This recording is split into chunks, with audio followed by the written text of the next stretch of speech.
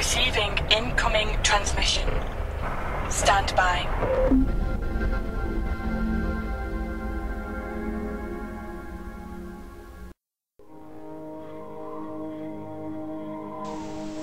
This past Wednesday, we continue our journey through James, and we're now about midway point. We're in the beginning of chapter 3. And all this time, James has been giving us different circumstances, different situations that test our faith, that actually reveal our faith and show us who we are and where our faith really is placed, how we respond in temptations, how our focus is on material things, how we receive and behave with the Word of God, the way that we treat people. Do we play favorites? Do we try to give preferential treatment to people who we might get something from? Or how do we react to people in need?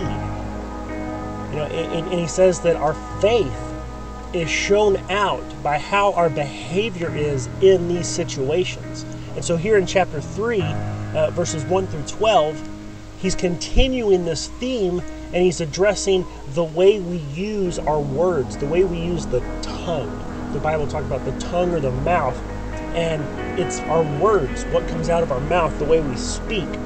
The underlying point here is what Jesus taught about how the heart is revealed by the tongue. In Matthew 12, Jesus, talking to the Pharisees, is scolding them, and he tells them, don't you realize that it's out of the heart that the mouth speaks? A good man out of the goodness of his heart speaks good things. An evil man out of the evil in his heart speaks evil things. And he talks about how a fig tree can't produce olives, and a vine cannot produce figs. Now, a spring cannot produce both fresh and salt water. And then he goes on to say, it's by our mouth that you will be justified, or by your mouth that you will be condemned. Now, what he's saying here is not that our words are what save us or condemn us, but the main point is that what comes out of our mouth, what we say, the way we speak, reveals what is in our heart. It will reveal our faith. It's because you have to remember that Christianity is not a moral system. It's not about a list of do's or don'ts. As Christians, we realize that we cannot be good enough. And so that we trust in faith that God will make us good. Right? We're not righteous on our own. We need God to make us righteous. So just by speaking good things, we cannot make ourselves righteous. But when we allow God to make us righteous, goodness is what comes out of our mouth. He transforms the inner man so that in that heart, that new heart that we have, is revealed through what we say. In verses 2 through 5, he's showing how what you say will affect every other area of your life. I mean, there's lots of things that we do with our spoken words, right? We can insult, we can injure, we can cause pain, we can belittle, we can also lift up, we can encourage, we can lift someone's mood. There's all sorts of things that we do with our mouth, with our spoken words.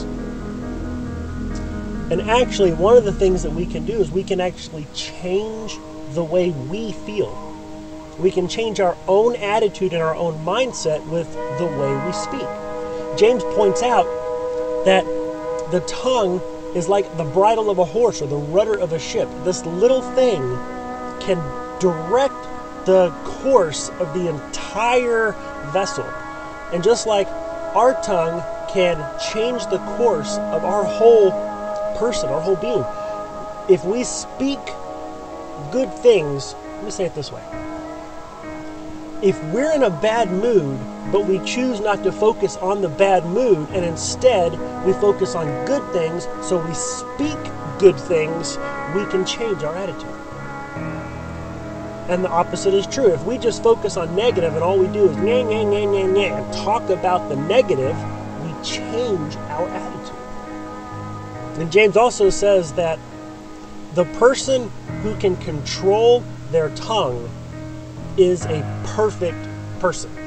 Now, it's possible that he's just using some light sarcasm because no one is perfect, so no one can control their tongue. But the word perfect in the Bible often means maturity.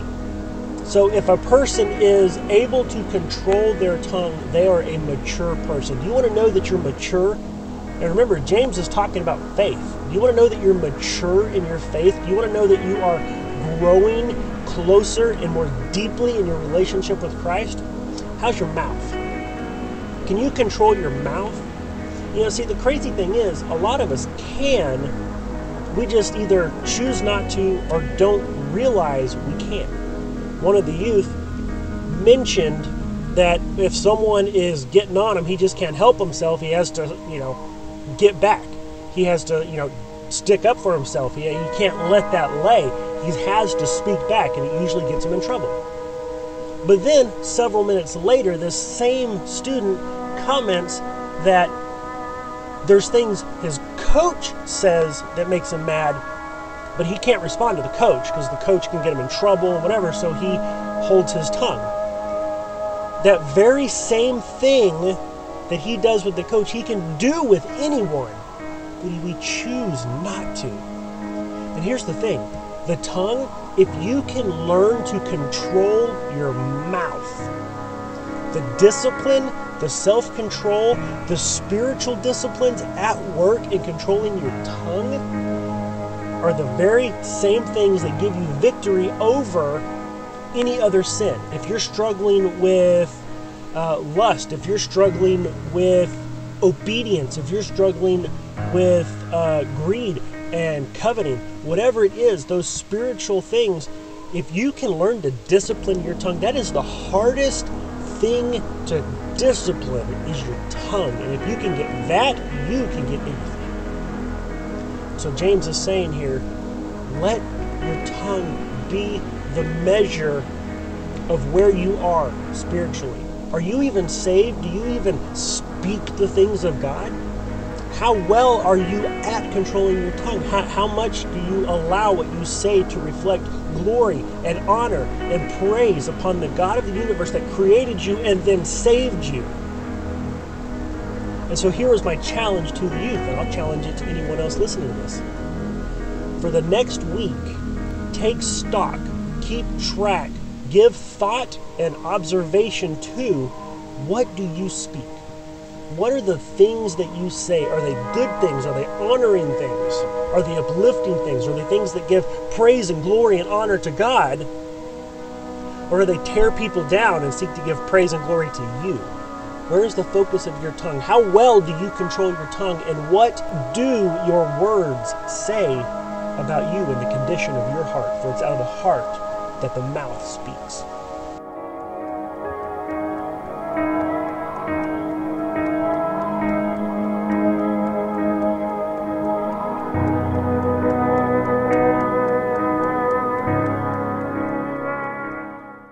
End transmission.